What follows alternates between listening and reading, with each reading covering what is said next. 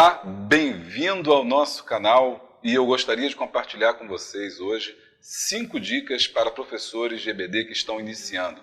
Eu tenho certeza que vai ser muito importante você poder assistir essa videoaula aqui conosco, porque vai te dar subsídios, vai te dar uma base, vai te dar alguns toques importantes para você que está começando agora a lecionar, trabalhando com escola bíblica dominical e está precisando de uma luz, talvez você tenha algumas dúvidas. E nesse vídeo aqui eu vou falar sobre 5 dicas importantes. Meu nome é Júlio César, eu tenho trabalhado com isso há algum tempo. Sou professor de EBD há muitos anos, sou presidente de escola dominical, também sou pastor de igreja e trabalho com escola dominical. Além disso, eu faço cursos de formação de obreiros e de liderança e também de professores de EBD. Dessa experiência, eu posso contribuir um pouquinho para ajudar as pessoas que querem começar agora. E se você é uma pessoa, é um professor que está querendo melhorar sua técnica, está buscando aprimoração, ou se você está iniciando agora e quer o caminho das pedras, fique com a gente. Eu tenho 5 dicas importantes que eu tenho certeza que vai aumentar a sua capacidade de dar aula, tornar a sua aula mais dinâmica, mais efetiva e com isso seus alunos vão sair felizes da classe, alegres por terem aprendido a palavra de Deus de uma forma didática, rápida e simples. Tudo isso depois da vinheta. Roda a vinheta.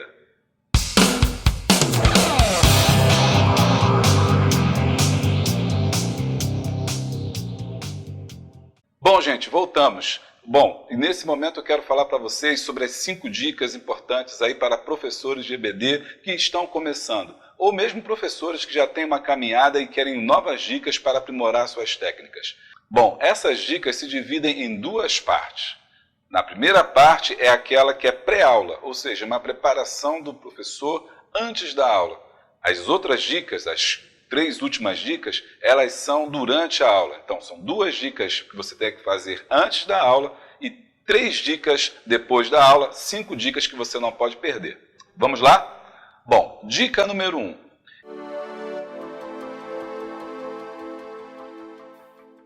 Na sua revista de adulto existe uma passagem ou um bloco ali, um box chamado Leituras Complementares. Ali você tem referências diárias para todos os dias, segunda, terça, quarta, quinta, sexta e sábado. Não deixe de estudar aqueles textos. Eles são muito importantes para que você possa ter um embasamento melhor para a sua aula. Quando o autor prepara a revista, ele não tem tempo nem espaço para colocar toda a sua pesquisa, todo o seu trabalho, todas as referências bíblicas não cabem na lição. Então, ele faz essa leitura complementar para que você possa também ler e saber um pouco mais. O professor que despreza aquele box de leituras complementares, com certeza vai ter muita dificuldade na sua aula, porque aquelas referências são aquelas referências fundamentais para que ele possa entender e compreender a sua aula. A dica número 2 está relacionada também ao preparo do professor, e é justamente ele poder fazer e se preparar melhor. Como? Fazendo o plano de aula.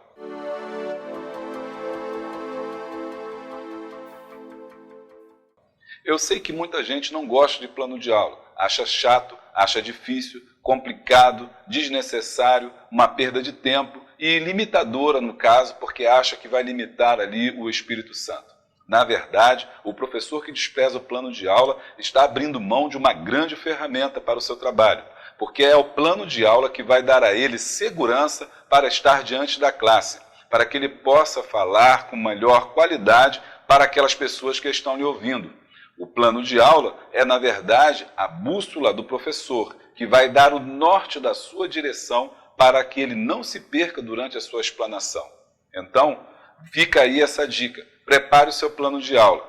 É claro que preparar um plano de aula demanda tempo, e o nosso vídeo aqui é curto e não tem essa pretensão de ensinar a fazer um plano de aula. Cabe aí alguns livros importantes que trabalham com isso, ou até mesmo um curso de professores. Na minha área como professor, na vida secular, eu aprendi a fazer planos de aula. E mesmo nessa vida secular, muitos professores não gostam ou não queriam fazer o plano de aula. Mas, com certeza, quando entravam em sala de aula, eles se viram com grandes problemas. Por quê? O plano de aula é importante e eu vou te dar alguns motivos para você fazer o plano de aula. Número 1. O plano de aula ele vai te dar um norte para a sua aula. Número 2, o plano de aula vai impedir que você se perca durante a sua explanação, porque surgem perguntas, dúvidas, coisas do cotidiano que surgem na aula, e se você não tiver um norte, um roteiro para você falar, você com certeza vai se perder e não vai atingir o foco principal da sua aula. E número 3, organiza o seu pensamento de forma que você possa estruturar. O professor só pode ensinar aquilo que ele aprendeu, e para você aprender, você precisa internalizar esse conhecimento. No momento que você coloca no papel esse conhecimento, fica mais fácil, mais prático e você se sente mais seguro para estar diante da sala de aula. Estas duas primeiras dicas faz parte da preparação do professor antes da aula. Ele fez a leitura complementar, estudou versículo por versículo, depois ele preparou seu plano de aula. No plano de aula não precisa ser nada muito rebuscado, algo muito complicado, pelo menos um esboço, onde você vai colocar as principais referências da leitura complementar, o seu estudo particular, a introdução, desenvolvimento, cada tópico e o que você vai dizer sobre cada tópico ali, para que na hora da aula você não se perca e possa então cumprir o seu objetivo. Lembrando que a sua aula tem os objetivos que são traçados e o seu plano de aula deve estar linkado com aqueles objetivos. Vamos agora ao dia da aula. Muito bem, e aí são as 3 dicas finais. Eu preciso que você preste muita atenção. São dicas fáceis, mas que muitos professores erram ao não cumpri-las. Dica número 3.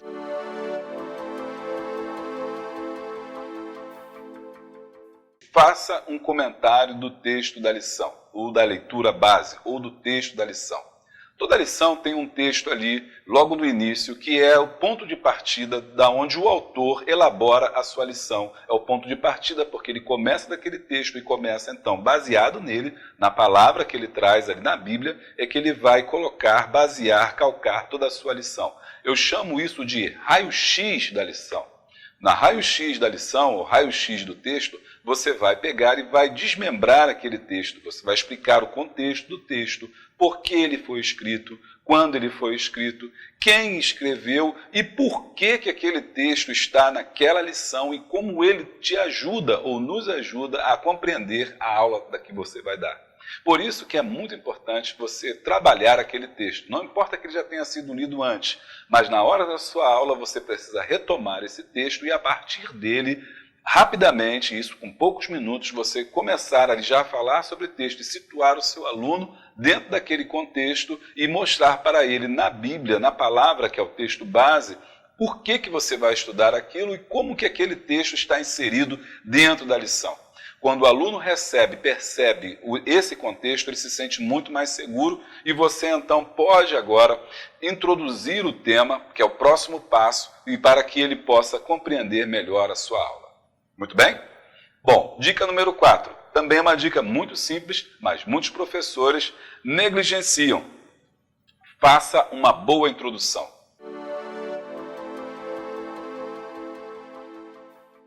O segredo da aula está logo no começo, na introdução. A gente chama esse que é o momento mais importante, naqueles 5, 10 minutos introdutórios. É nele que você vai decidir toda a sua aula. É nele que os seus alunos vão prestar atenção em você ou vão abandonar a sua aula. E é por isso que nessa introdução precisa ser muito bem feita. O que a gente coloca na introdução? Em primeiro lugar, recupere a aula passada. Fale do que você viu no domingo passado. Fale do tema que você estudou.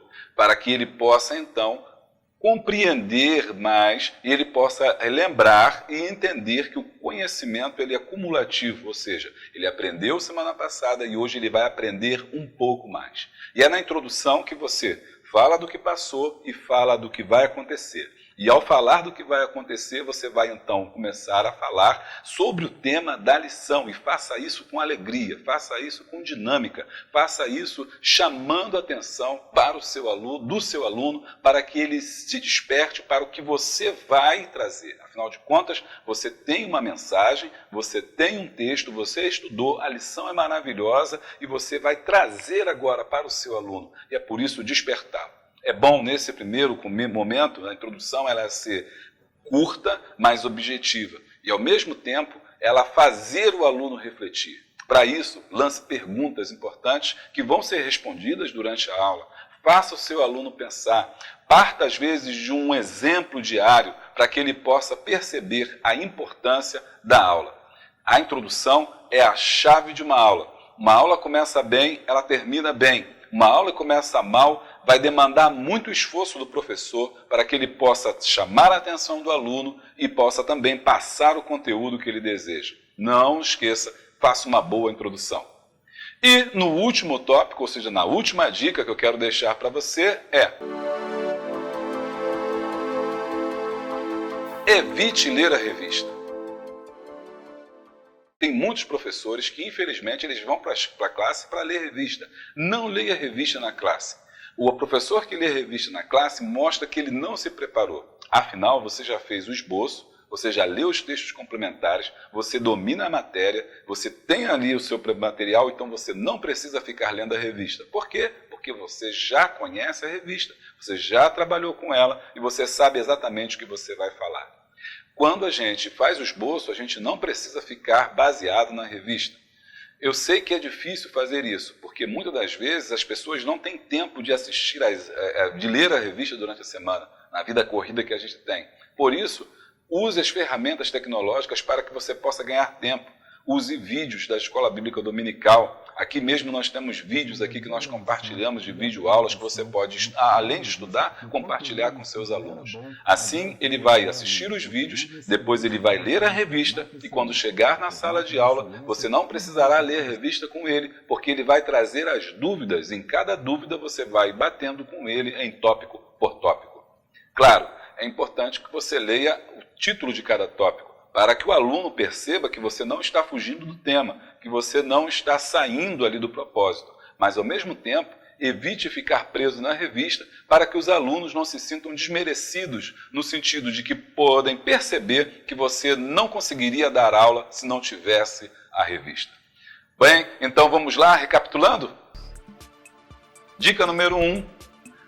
Faça um estudo dos textos complementares. Cada versículo daquele que vem, segunda, terça, quarta, quinta e sexta, é importantíssimo você ler. Número 2, prepare o seu plano de aula. Se você tiver dificuldade, nós temos aqui videoaulas que mostram como preparar o seu plano de aula. Depois disso, preparado, você vai para a sala de aula. E na sala de aula você vai agora para as próximas 3 dicas importantes. Dica número 3, o raio-x do texto. Você falar sobre o texto, comentar o texto, dizer a importância dele, quem escreveu e por que aquele texto está ali e como vocês irão trabalhar e abordar esse assunto.